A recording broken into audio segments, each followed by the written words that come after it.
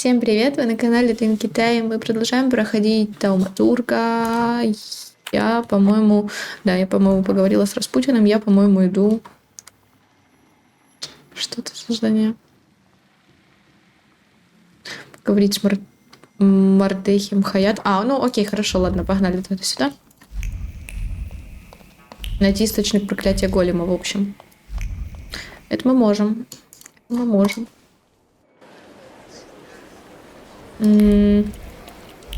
Куда идти? Я все еще думаю насчет... Ага. Это что за место, Сирилик? Я все еще думаю насчет Распутина. Все-таки мне все-таки на данный момент кажется, что он с подковырочкой чел, что что-то там, я имею в виду сюжетно, что что-то там не так, не такой он дружелюбный, каким пытается быть на самом деле.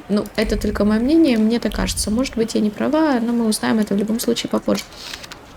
Набросок. Новый телескоп Плутон разработки Мордехая Айзенбаума. А что тут за место?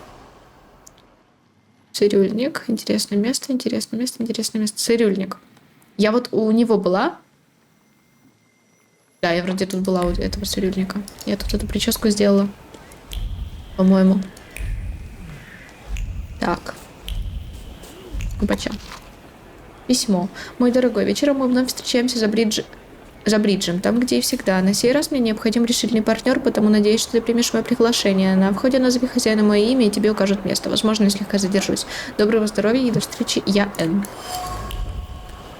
Короткая записка с сегодняшней датой, спрятанная в запечатанном конверте. Если вечером там, где и всегда назвать полное имя человека с инициалами Я Н, можно занять чье-то место за партией в бридж. Мне это не то, чтобы сильно нужно. What do you want to tell me, friend? What the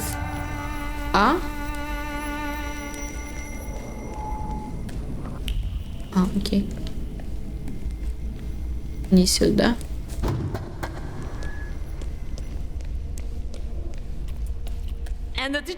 А потом учитель говорит: Виктор, призрак сейчас в кабинете вместе с нами, я чуть штаны не напустил. Это обауриться в детстве, окей. Смейся, сколько влезет, только и правда его вижу. Ничего с ним не поделать. Виктор в детстве. Окей.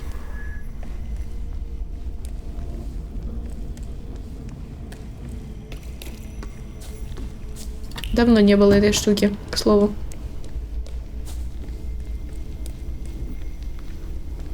Что нет?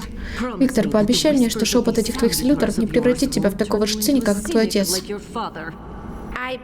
Я обещаю, матушка, я вообще меняться не хочу, уж тем более становиться похожим на папу.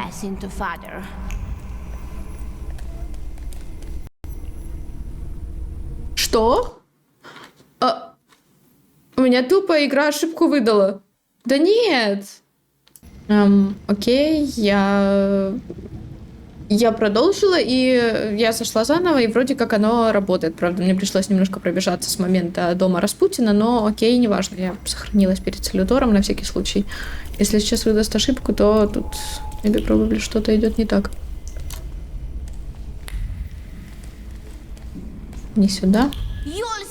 Вот увидишь, мой упырь тебя заставит собственные мозги сожрать. Я все маме расскажу. У вас температурга что-то там не в порядке.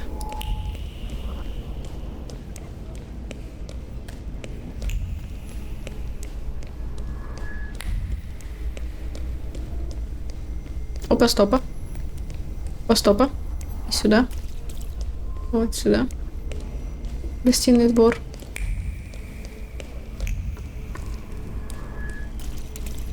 Ой. Упс.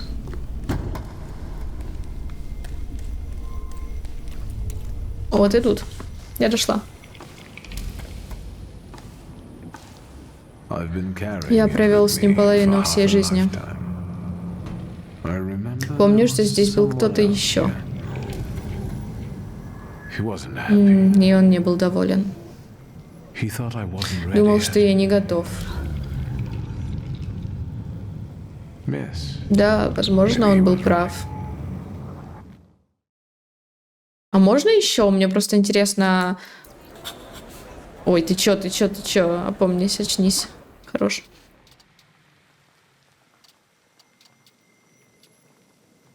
Аура святости. Подожди, а давай-ка вот это сделаем. Хотя оно без времени, но... А тут еще что-то есть? О, выясни, чего хочет упыря. Давай сходим, посмотрим. Давай вот это сходим, посмотрим. Потом задание, которое с Распутиным далось. Вот это, кстати, да. Это мне надо.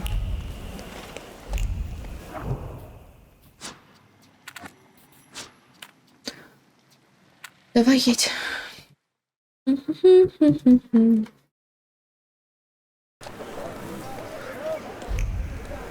О, что-то лежит. Патриотическая брошюра отправлена. Клуб любителей редких книг под руководством Балуцкого приглашает всех желающих на чтение. Страница плотно свернутой копии, которую, вероятно, где-то прятали. А Балуцкий устраивает встречи клуба любителей редких книг каждую среду. Ага. Вот это нам сюда. Давай сохранюсь тоже.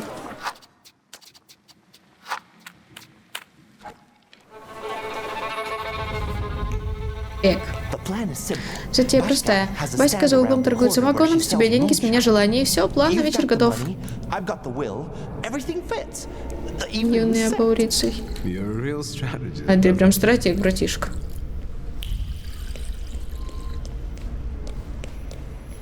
Опс, сюда. Так вот, Лысый посмотрел по сторонам и как втащит легавому по роже. Смотри, что это. Спокойно, меня-то бить незачем. Тебе никто никогда не говорил, что ты часто перевозбуждаешься. Это был вопрос, но не важно. Не сюда, или сюда.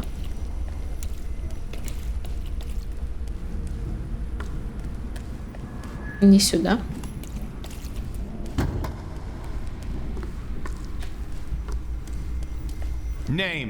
Имя. Где? Нет, алло!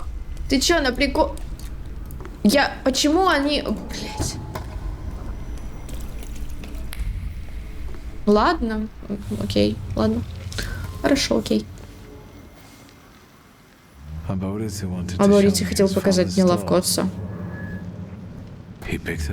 Выбрал неподходящий момент. Даже без тауmaturгии было видно, насколько ему стыдно. Мы можем идти. Теперь я стажусь того, что тогда чувствовал. Я чувствовал превосходство. Ага, смотри. Прикольно, да? Что, еще что-то есть? Ага, еще. Упырь, а ты сегодня разгоняешься, да? Ну давай. А давай. Можно? Блин, я постоянно кликаю не на то. Постоянно кликаю вернуться, а не ехать. По какой-то причине я думаю, что справа то, что нам нужно. What do you want to tell me, friend?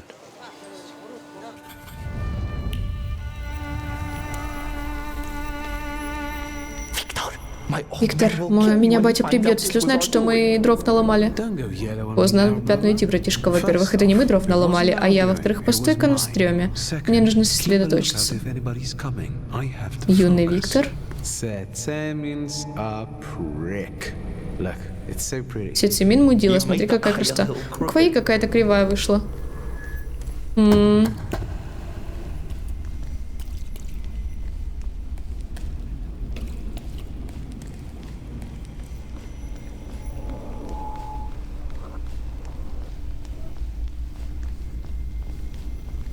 Окей.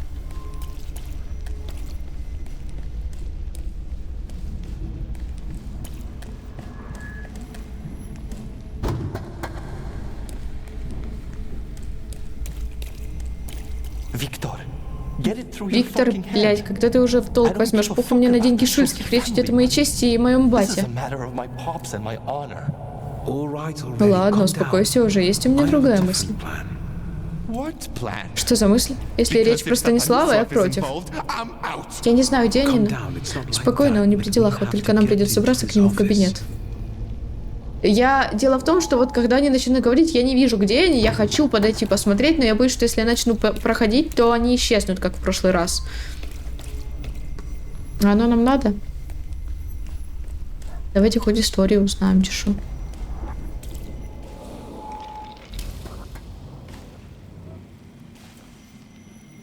I don't want to see Не it. хочу на это смотреть. We didn't realize Мы what не we were понимали, doing. что делали, мы все еще были We were детьми. still children. Мишка Сацемин was a Мишка scoundrel Сацемин был ублюдком и разрушил множество судеб. many people's lives. This is my Это pride. моя гордыня, та самая, что приманила тебя. Только первый ее росток, но это он меня подтолкнул. It was Со what временем pushed me овладел to мной it. целиком. It got the better of me at the time.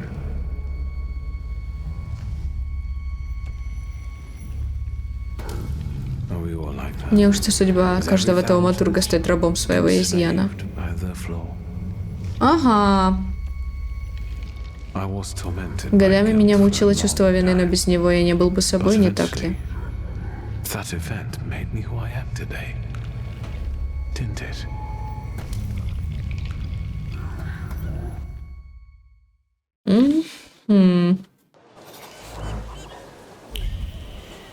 Переживите все видения, которые хочет показать упырь. Это все? О, это все. Смотри, реально. Упырь все показал. Короче, я так понимаю, что это сейчас был намек на то, что мне не стоит слишком часто гордыню использовать. Ну, я как бы ее и так не всегда использую, но... А вот непонятно. Типа, она облегчает вроде как некоторые задачи, некоторые диалоги, но при этом мне, если ее так использовать, может случиться что-то, maybe. Может быть, какая-то плохая концовка. Инструмент издает жалобное шипение, стоит неуклюжим пальцем аккордеониста скользнуть с клавиш. И все же недостаток таланта странным образом очаровывает слушателя, навевая ностальгию по старой Варшаве. Это что за место?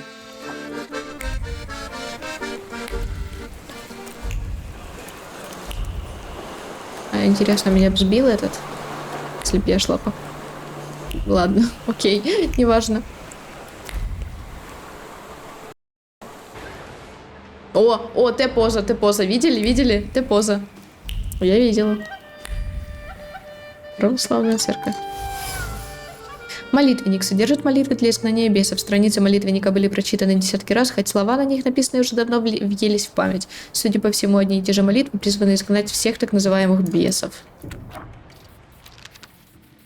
Православная церковь. Собор Святой Марии Магдалины. Любой человек на мгновение чувствует собственную важность, независимо от происхождения в соборе. Роскошные ковры, статуи из чистого золота, иконы великих мастеров, внушительный интерьер собора создает впечатление, будто посетитель превращается в серафима, пусть и ненадолго. Неудивительно, что местное духовенство считает, что общается напрямую с Господом. Угу. Ой, я не хочу садиться! Ладно, я уже села. Я села. Я вас здесь раньше не видел, молодой человек. Выглядите истощенным. Что вы здесь делаете? Так. Сказать, полагаю, я заблудился, пока не знаю, куда ведет мой путь. Вы верующий? Почему я должна отвечать? Я знаю, верующий он или нет. Виктор, скажи, ты верующий? Мне за кого отвечать? Я грыбашу, чи шо? Окей, он тауматург, да, и там существуют всякие разные вот эти вот салюторы, да, всякая вот эта фигня непонятная, там какие-то штуки, наверное, он должен, я думаю, верить в Бога, или, по крайней мере, возможно, не в Бога, а в какую-то высшую силу, но... Я верю в высшую силу, но во время своих путешествий осознал, что Бог является нам в разных обличиях. Вот, да, я об этом говорю. Люди, правда, наделяют Бога множеством обличий. Все они истины, дать ему определение невозможно. Чувствую, что вас терзают сомнения и вопросы, так что задавайте.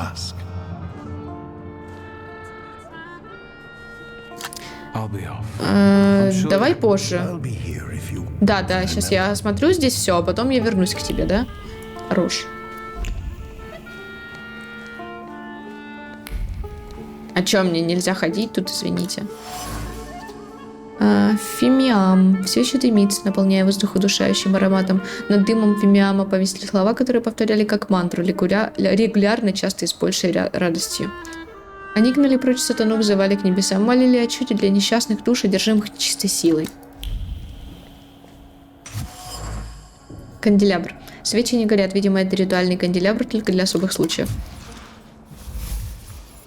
Православные обряды. Отец Кирилл регулярно проводит в храме обряды изгнания бесов. Священник следует заученной процедуре, не особо задумываясь над тем, кого изгоняет и насколько обряд поможет страждающим душам.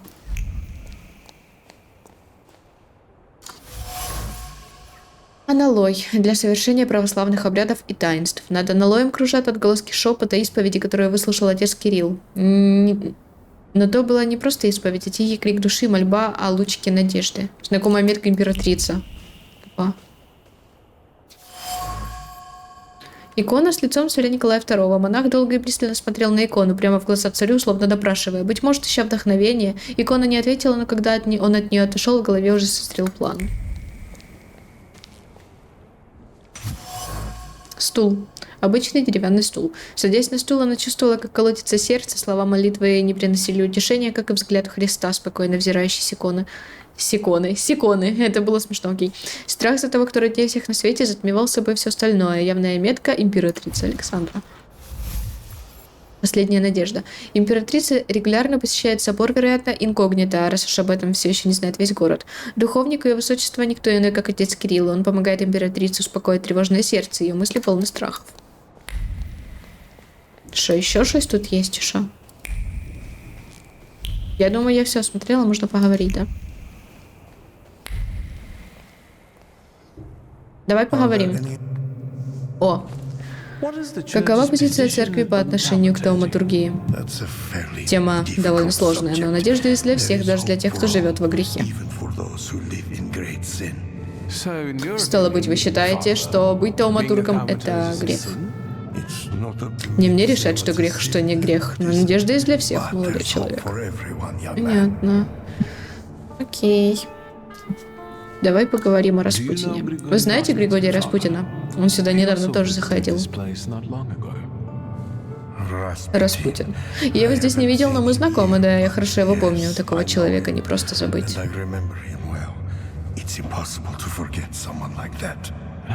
Как вы познакомились? В Петербурге. Он притворялся великим священником, просил о помощи. Сразу вызвал у меня подозрения. В конце концов выяснилось, что он обычный шарлатан.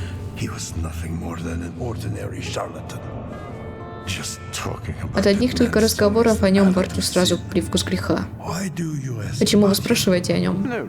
Просто так. Друг из Петербурга. Отец Кирилл поведал мне, что уже встречался с Распутиным в Петербурге. Он не самый большой поклонник монаха. Не будет преувеличением сказать, что господин священник его ненавидит. Распутин пытался затесаться в ряды тамошнего духовенства. Как видно, безуспешно. Распутин уже бывал в этом соборе, а еще он знаком с отцом Кириллом. О чем, похоже, забыл упомянуть, что он замышляет. Ясно одно, его план как-то связан с царем. Неспроста, ведь он столь пристально рассматривал его изображение. Вы изгоняете нечистую силу, верно? Говорят, во время от времени стреляете людей, в которых вселился сатана. Да, это так. И что, работает? Если внутри вас все еще живет дух Фомы неверующего, скоро вы узрите чудо собственными глазами. Чем-нибудь еще могу вам помочь? Вы и правда верите в эту чепуху, батюшка? Что в людях бесы живут? Это расчетливость или просто привычка? Думаю, мы с вами не такие уж и разные, ведь я не ставлю под вопрос существование бесов, с которыми вы разговариваете, господин тауматург. Не мог не спросить. Любопытные у вас тут гости, батюшка. В Доме Божьем место есть для всех. Не секрет, что императрица Александра особенно набожна. Вы хорошо с ней знакомы? Я знаком с ее исповедями. Значит, хорошо. Если вы пришли со сплетнями о ее императорском величестве, то вы точно не по адресу. Ступайте лучше на базар Ужицкого, там сплетников предостаточно. Мне кажется, наша встреча не случайна. Мне пора. Уверен, у вас есть неотложные дела, батюшка. Фаре. Помните, тьмы без света не бывает. Если ваши бесы существуют, есть и Бог, который их проклял. Окей. Мы выполнили. Все, теперь можно идти говорить все-таки в синагогу с этим челом. И я хочу вернуться к заданию. Подожди, как ее зовут? Надя? Как зовут эту женщинку? Я забыла. Надежда? Не помню. Реально забыла. Ну окей, короче, к тому самому. Думаю, что после вот этого как раз и мы вернемся к тому заданию. Опять ты поза, я так ржу. Каждый раз, блин, когда-нибудь я научусь разговаривать, не сегодня, конечно же. Каждый раз, когда мы после... Тут что-то сейчас было. После автосейва заходим, начинается эта поза. Ну или переход в локацию. Шарф. С интересным ромбическим орнаментом. По шарфу тянутся слова нервозных оправданий. Какая разница, что он в мужском отделе, когда эти ромбики так сочетаются с оторочкой. А с туфлями от Яника будет просто шик. Мода — это спорт отважных. Ага.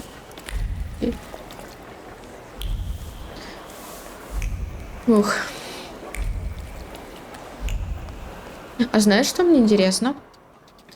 Вот это вот спортным. Опа, а вот это вот спортным... А где? А, в другом месте. Ну да. Значит, сначала это. Сначала это, потом портной.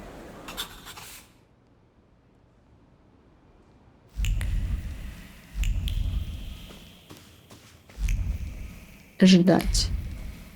Так, и что тут у нас интересного? Ничего даже почитать нету? Окей. Давай поговорим, значит.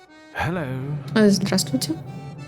Вы сказали месяц или два, я вам поверил. Я чуть дождь, и я опять все затопила. Вы все починили, после очередного дождя опять потоп.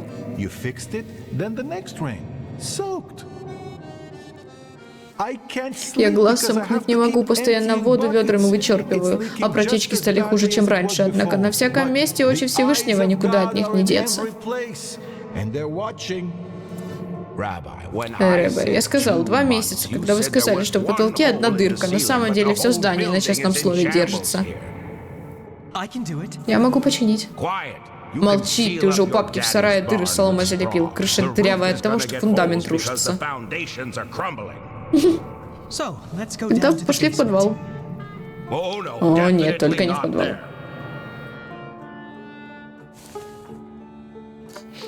А что такого страшного в подвале? О, там такая жуткая вонь стоит, что... Хватит глупости говорить.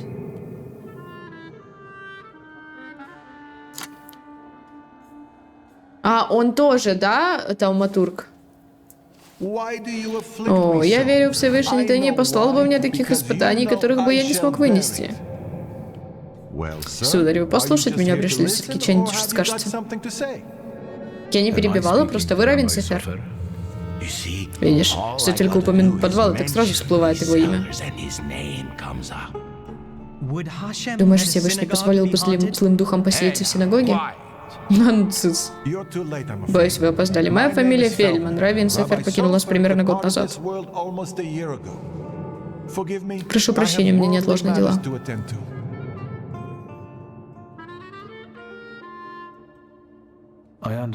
Понимаю вас, Рэбе. Что если кто-то предложил бы вам помощь с рабочими? Сказал бы базарная торговка, пожелавшая склонить порядочного еврея к идолопоклонству. Хуже не будет. Понимаю.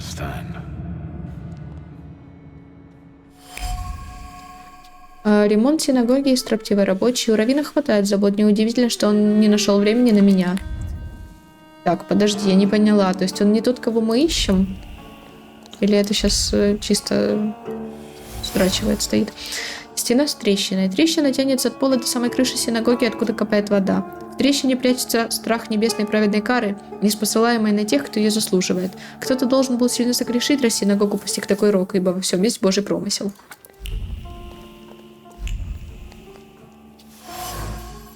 Старая стремянка выглядит жалко, это явно не первый ее ремонт. Тот, кто ставил стремянку, полон энтузиазма, глубоко убежден, что ремонт храма Божьего высочайшая честь и благодать в глазах Всевышнего и сонма небесного. Такая работа — это награда. Окей. Ведро для дождевой воды. Должно быть, крыша протекает не в одном месте. Зеркальная поверхность отражает мысль, чистую и сильную, как льдинки града. Негоже храму Божьему стоять в руинах. Нужно что-то сделать, пока не поздно. Ремонт синагоги. Одна вера привела рабочих к разным заключениям. Младший стремится воздать хвалу Всевышнему, как можно скорее восстановив его храм. Старший же боится, что синагога была разрушена по Божьей воле, и восстанавливать ее грех. Постараюсь сделать так, чтобы нужная мне интерпретация взяла верх. Я храбу, какая мне нужна интерпретация. Приехали. А, вот тут, не сюда.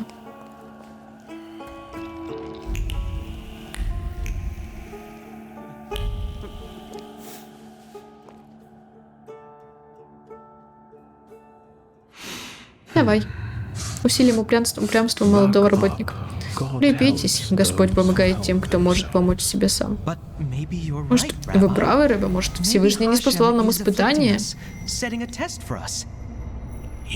Ты же слышал, что тот Гой говорил про Софера? Старик проклял эту синагогу, особенно подвалы. Тогда я пойду сам, докажу, что Всевышний защитит меня от любого проклятия на Святой Земле. Ой, мне кажется, зря я это сделала, что-то случится. Ишь ты сам. Сам ты можешь только папки сарай соломой заделать. Ладно, пошли. Ты вновь нанес мне поражение, Всевышний. Твои испытания не перестают удивлять. Но раз такова твоя воля... Похоже, у вас ко мне послал Всевышний. Кто вы такой? Сказать, что вы сын Станислава Шульского. Мне правда нужна помощь. Пройдемте ко мне в кабинет, покажем Всевышнему, что мы принимаем вызов. Окей. Синагога ножиков. Эту синагогу в неороманском стиле 3 года назад открыли торговец Залман Ножик и его супруга Рывка. Каждый день здесь молятся, читают Тору, изучают Миншу и Талмуд. Равин Фельдман. Равин Фельдман, здравомыслящий человек, очень молод, так что служение не успело ему опостылеть. Походу от того, что я много говорю, читаю, начинает садиться голос. Старается помогать людям и делать мир лучше. Вот блин. Ну, конечно, и воды у меня тут нет.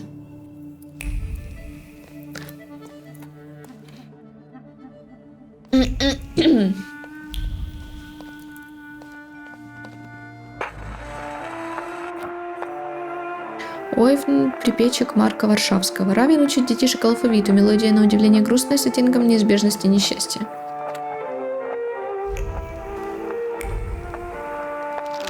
Гамилия Симоне Волхве. Гамилия Симоне Волхве, глава 25. Когда ученики Симона без надзора сотворили голема, тот не стал их слушать, а только ходил, где хотел, и делал, что хотел. Когда ученики собрались его уничтожить способом им известным, голем не реагировал, а так продолжил чинить беспредел. Наконец, посрамленные обратились ученики к наставнику, и он им сказал: «То, что было сотворено, может быть уничтожено лишь в месте своего рождения». Тогда ученики заманили голема в место, куда его сотворили, и обратился он в прах. Опача. Записка Софера. Прогуливаясь вчера по Гжибовской улице, я ощутил мощную, но незнакомую мне энергию, которая обыкновенно указывает на присутствие салютера. Волна энергии сей едва не сбила меня с ног, когда я прохаживался мимо рынка. С видом ее я не знаком, но она показалась экзотической, дикой. Наш гость прибыл издалека. Так.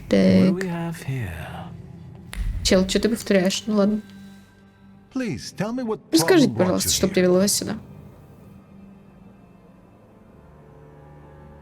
Ей? Почему тут написано ей? Рассказать ей? Не понял. Ладно. Окей.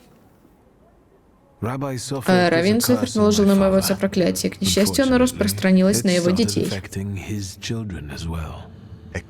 Проклятие — это серьезное обвинение, знаете ли. С трудом верится, что Софер был на такой способен. Рэбе, расскажите мне о големах. Сын Станислава, голем — это часть Каббалы. Вам их изучать не положено. Это ловушка для душ.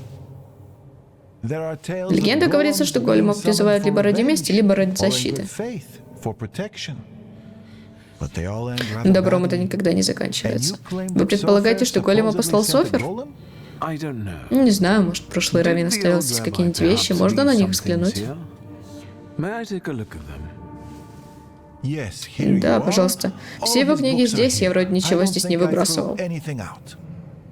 С чем-нибудь еще могу вам помочь? Спросите про Исаака. Рэбе, расскажите мне поподробнее о Софире. Он был принципиален, справедлив, но у него был крутой нрав, как у этого города, которому довелось пережить бунты, провокации, погромы, перенаселение. Но если проклятие наложил именно он, то, сдается мне, он был могущественным таумадургом и каббалистом.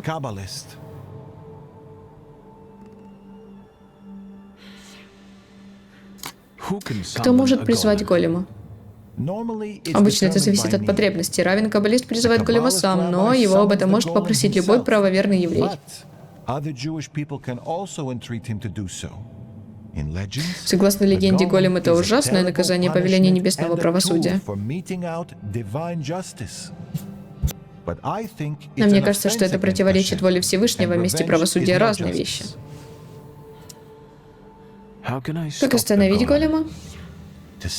Чтобы оживить его, нужно написать на клине, из которого он сделан, 3 символа на иврите, которые складываются в «эмес». Это слово означает «правда». Чтобы остановить чудовище, герои легенд стирали первый символ, оставшиеся 2 складываются в слово «мейс», которое означает «смерть». Но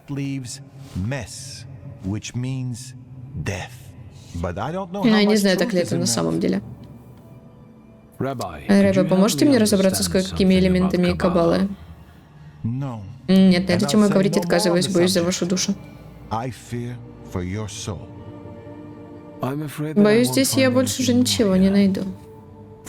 Благодарю. Благодарю, я иду осматривать все, что я могу осмотреть, потому что я хочу. Погрызенное вечное перо. Дорогое вечное перо с погрызенным наконечником. Кто-то относится к материальным благам с глубоким презрением. Слова сошли с уст, но отказались спускаться ниже прогрызенного наконечника. Раввин хотел во всем сознаться, раскрыть мотив, стоявший за действиями Станислава, но не сделал этого во имя общего блага. Мордехай Хаят. What do you know? Фарфоровая чашка. Осадок на дне чашки успел порасти плесенью. Она стоит здесь очень давно. Над заплесневелыми чайными листьями кружит призыв к справедливому наказанию, просьба наложить проклятие голема. Станислав Шуйцкий должен познать гнев сынов Авраама, ответить за грехи перед Мордехаем и всей общиной. Что ж ты сделал-то такого? Рецепт на сердечную настойку. Разборчивым почерк. Лекаря не назовешь, окей.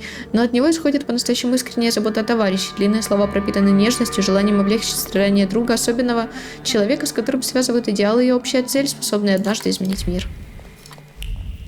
Че, тут все? Еще что-то есть? Все, а ну-ка, давай поговорим.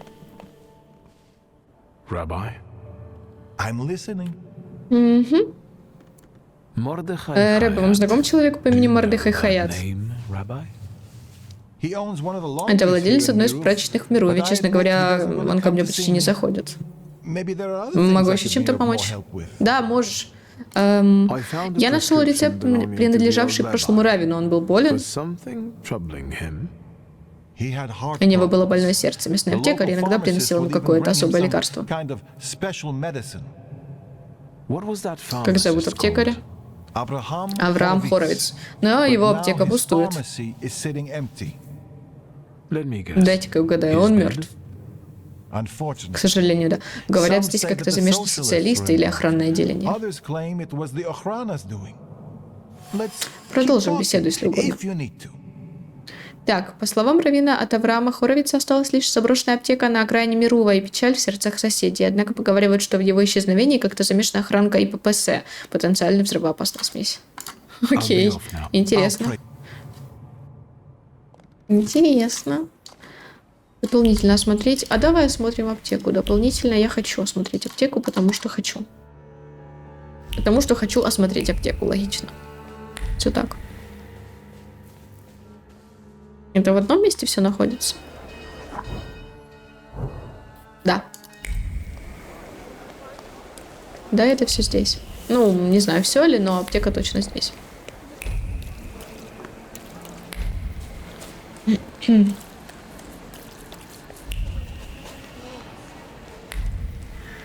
Я поняла, я каждый раз, когда играю в эту игру, почему я хочу спать.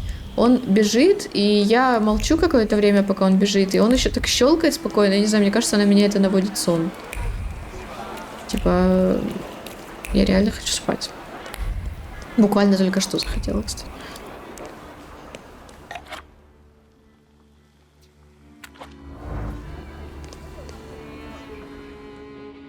Аптека. Запертая аптека. Окна заколочены, на пороге толстый слой пыли. Аптека была гордостью района, ключевое слово «была». Нынче старые клиенты распределились кто куда, и все бы ничего, да только вместе с ними распределились слухи о дурной ауре этого места, навсегда заморавшей его добрую память. Пустая баночка помады. Видно, дно, была помада, да сплыла. Баночка покрыта словами сухого расчета и нацеленности на результат. Чтобы выполнить поручение, нужен грандиозный взрыв. Такой, от которого содрогнутся основы империи. А значит, нужно больше помады, намного больше. Но как ее раздобыть, когда царские псы следят за каждым шагом? Вот зачем нам помада. Ну, не нам, а им. Но неважно. Подоконник. На подоконнике отпечатались кольца стаканов и чашек. Кто-то не слышал о существовании подставок. В трещины деревянного подоконника просочился страх. К нему придут те, кому он хотел, но не смог помочь. Придут не за мазями и пилюлями, а за его головой. Но лучше уйти так, чем от рук тауматурга. Шульский приготовил ему участь похуже. Грехи Станислава. Мордехай винит отца в исчезновении Авраама Хоровица, но он не знает всей правды. Хоровиц вел опасную игру с социалистами и охранкой, и рано или поздно пострадали бы десятки невинных людей. Станислав Шульский действительно избавился от аптекаря, но сделал это ради всеобщего блага. Офигеть! Смотри, у тебя отец прям удивляет, да? Я не понимаю, его отец, он такой спорный чувак. Потому что вроде он и не очень, а вроде как у него и были какие-то хорошие мотивы, но не то чтобы это оправдывает его, например, поведение как отца, отношение к сыну, в смысле, и все такое. Даже если у него окажется, что это вполне хороший человек, нормальный и разбойник, это он с книжкой. Слышь, прыщ, в Варшаве еще толком не обжился, а уже суешь нос в чужие дела. Отвали от меня, ладно? Окей. Знаешь, что бывает с теми, кто слишком много разнюхивает? Сейчас узнаю.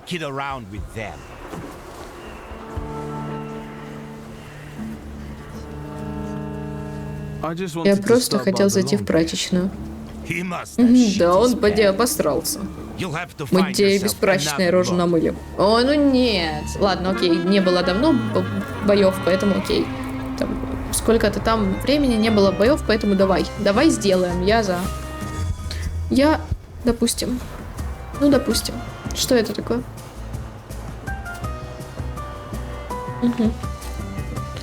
Угу, 35. О, вот этого надо. Так, это все прекрасно, а ты сможешь?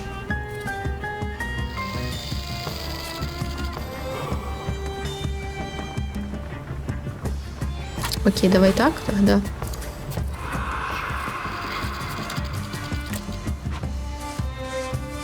Я заберу у него сейчас вот эти вот его штучки. I'm sorry, что это? Замедляется планированный навык на 1 раунд. Почему?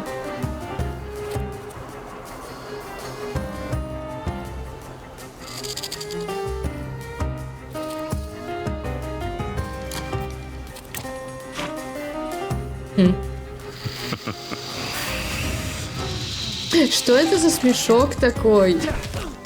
О май гад. Он его что, убил? Я походу не врубилась. Он его убил? Офигеть.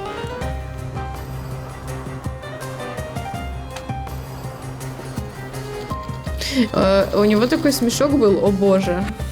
Крутой.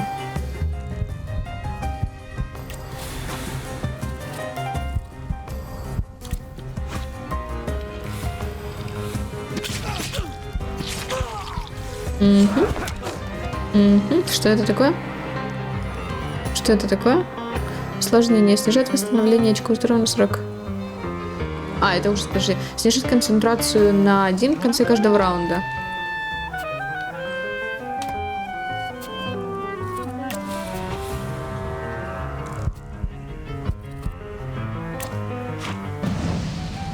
Окей. Ты снимешь мне все эффекты негативные? Потому что они мне не нужны, ты знаешь. Снял.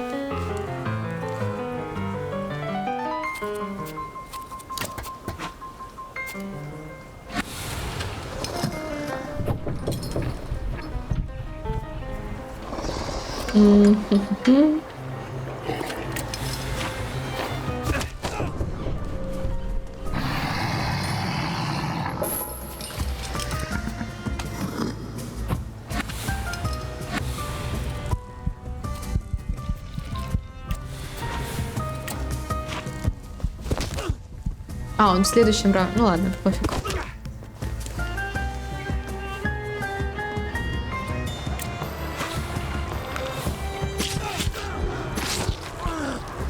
Не хватило одного, извините, урона, чтобы его добить. Я правильно сейчас поняла? А, нет, ни одного.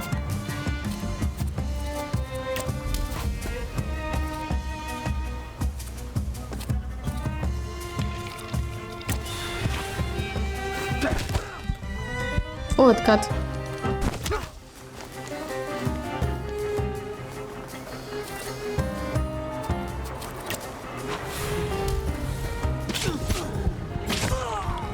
Угу. Угу. Прекрасно. Распрекрасно, так сказать. Могли бы просто не лезть ко мне, и все, и было бы у них все нормально, но нет. Штопанный пиджак, на вид тяжелый. В пиджак вгрызлись слова гневных ругательств, выплеснутых на жену, посмевшую раскритиковать стертую клетчатую ткань и неровные заплатки. Это, в конце концов, его любимый пиджак. Ну и что в нем он похож на оборванца? И ему незачем одеваться с иголочки, достаточно того, что он рядом. Угу. Окей.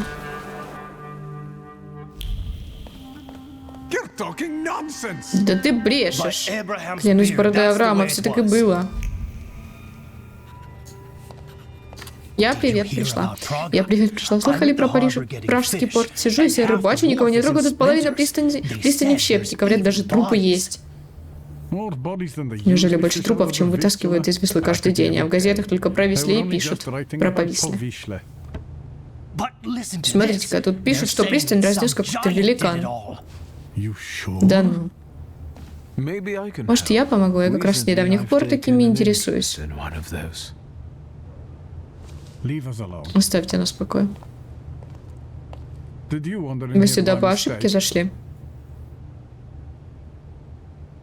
Надеюсь, те парни снаружи — это ваши родственники, иначе вы им явно переплачиваете за охрану.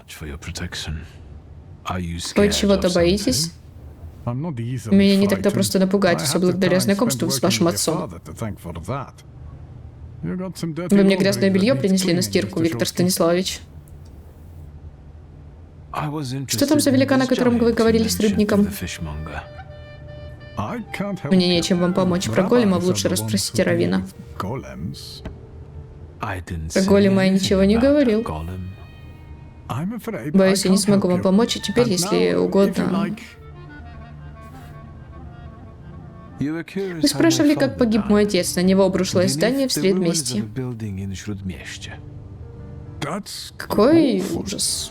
Как это случилось? Отличный вопрос, удивительная смерть, не так ли? Да. Давайте поговорим о вашей ссоре с моим отцом. Не было никакой ссоры. У меня остались лишь крайне теплые чувства и о вашем отце, и его магазине. Ага, ага. Почему вы уволились из магазина моего отца? Это было обоюдное решение. Я знаю, что вы поссорились с моим отцом. Что произошло? У нас обоих трудный характер, но я все равно вспоминаю его с теплотой. Вы от меня что-то скрываете.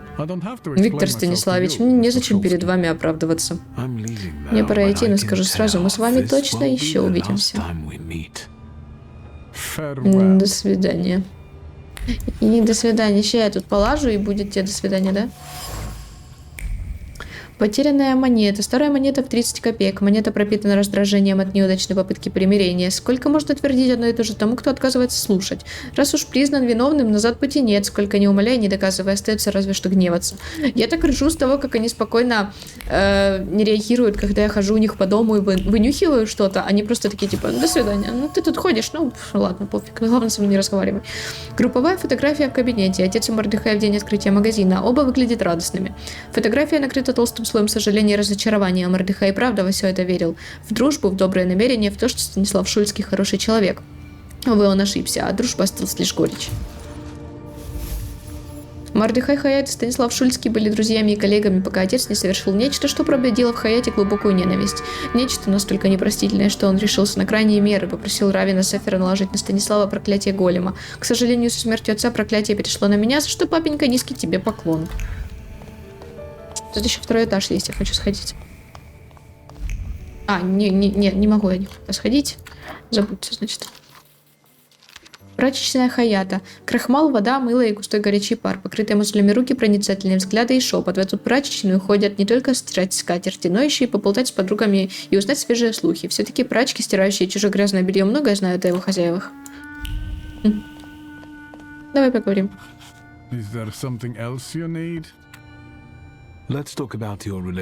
Так, поговорим о отношениях с моим отцом. Отношения были непростые. Виктор Станиславович, повторяю, мы со Станиславом не ссорились. Ага, вы лжете. Я почувствовал ваш гнев на фотографии моего отца, так что скрыть его от меня будет не так-то просто. Я стараюсь не говорить дурных слов о покойных, особенно их родственникам, Виктор Станиславович. Нас разлучили старые обиды. Не все пятна так-то просто вывести, особенно когда запятнана чья-то честь. И эти обиды могли дать вам повод для мести? Мотив, так сказать? Не могу призвать голема, если вы к этому клоните. Но вы знаете, что это возможно. Вы закончили? У меня много работы. Я знаю про аптекаря. Прошу прощения. Вот, все это из-за Авраама Хоровица, не так ли? Он погиб, и это отразилось на всей общине. На вас в первую очередь.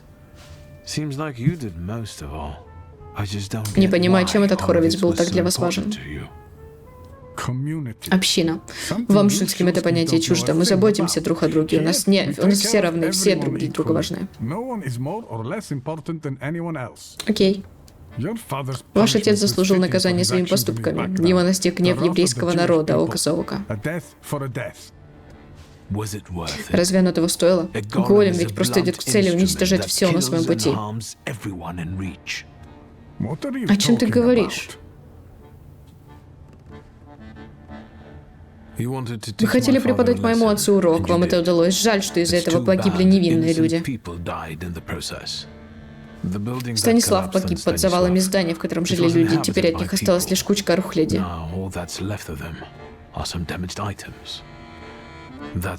Вот что случается каждый раз, когда необузданная сила голема обретает физическую форму. Погибают невинные люди. Нет, не может быть. Все должно было случиться по-другому. Угу. Мне кажется, наказание не соответствует преступлению. Наверняка с Хоровицем было что-то нечисто, раз им заинтересовались социалисты и охранка. А поступок моего отца, поверить не могу, что говорю это вслух, но он руководствовался благородными побуждениями. Да ну. В его действиях не было ни капли жестокости, он поступал так не ради собственной выгоды, а во имя высшего блага. Пустословие какое-то, никакой конкретики. Мой отец был много лет знаком с Софером. Он знал, что Равина могут заставить призвать голема, если Хоровиц погибнет. Они пошли на риск вместе. Софер не мог раскрыть, что знаком со Станиславом, и понимал, что Хоровица нужно устранить. Аптекарь представлял слишком большую опасность. Для кого? Это не важно. Вы, Мордехай, к этому не имеете никакого отношения, как и я не имею никакого отношения к поступкам отца. С ним меня связывает лишь кровное родство. Что вам нужно? Избавиться от Колиба. Расскажите мне хоть что-нибудь, что приблизит меня к разгадке.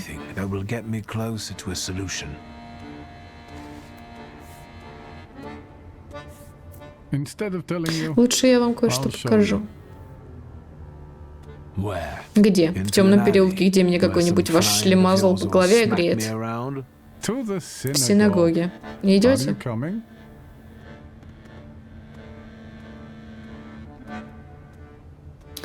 Встретимся там. Надеюсь, оно того стоит. Я позову Фельдмана, подожду вас в подвале, пусть тоже увидит своими глазами. Окей. Давайте на этом закончим. Не знаю, что там в том подвале, но, конечно, интересно, потому что они так прям про него всю серию, про этот подвал с самого начала вроде как нудят, но мне правда интересно, что там не так. Короче, да. Спасибо вам, твинчата, за просмотры. Не забудьте подписаться на канал, на Инстаграм, на Твич, также ставьте лайки, оставляйте комментарии, кликайте на колокольчик. Всем отличного настроения и до встречи в следующих видео.